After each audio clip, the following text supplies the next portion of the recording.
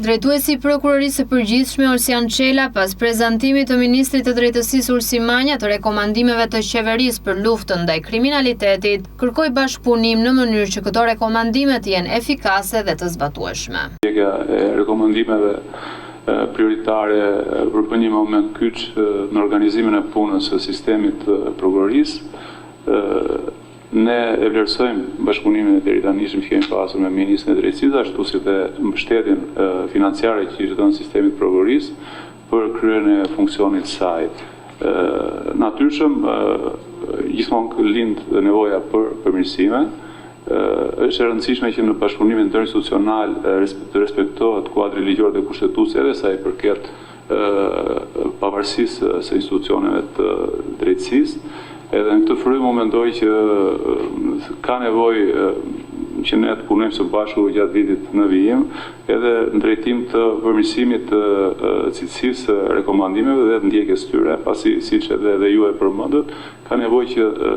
këto rekomandime në fundja kanë qëllim që të ndiqen në mënyrë eficiente dhe të sjellin një impakt real sa i përket situatës së kriminalitetit. Një nga pikat kryesore që pritet të ndjekin prokuroritë e jurisdiksionit të përgjithshëm është plotësimi i tyre me organikën e duhur. Çela bëri me dije se sot ka një mungesë 35% në organik dhe bën të vështirë ndjekjen e këtyre rekomandimeve. Ndjekjen e rekomandimeve do të jetë sidomos për prokuroritë e jurisdiksionit të përgjithshëm plotësimi i organikave, ngritja e seksioneve të posaçme, njësive specializuara kërkon njerëz, pasi ende ne kemi 35% të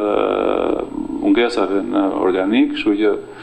le të themi kjo relativizon shumë mundësinë e ndjekjes së rekomandimeve dhe e dyta që unë doja ta ngreja dhe le të themi të mbetet nga dita e sotme zoti ministër, është një çështje që ka të bëjë me infrastrukturën, sidomos me prokurorinë e rrethit gjyqësor Tiranë dhe me gjykatën e këtij rrethi.